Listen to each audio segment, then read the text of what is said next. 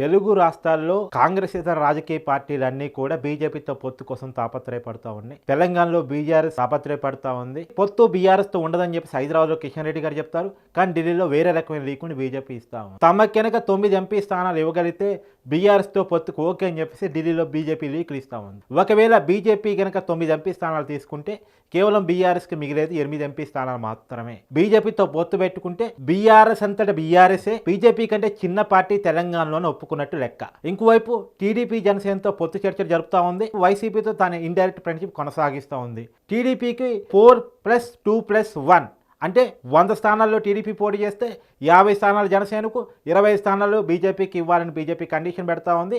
6 ఎంపీలు అడుగుతా ఉంది. బీజేపీకి నిజంగా ఏపీలో అంత బలం ఉందా అంటే గత ఎన్నికల్లో బీజేపీ 100 కంటే తక్కువ ఓట్లు వచ్చాయి. అయినా సరే బీజేపీ అన్ని పార్టీలతో డబుల్ గేమ్ ఆడుతూ ఉంది. అయినా బీజేపీతో పొత్తు కోసం ఈ పార్టీలు ఎందుకు ప్రయత్నం చేస్తున్నాయి అనేటువంటిది ఎవరికి అర్థం కాని ప్రశ్న.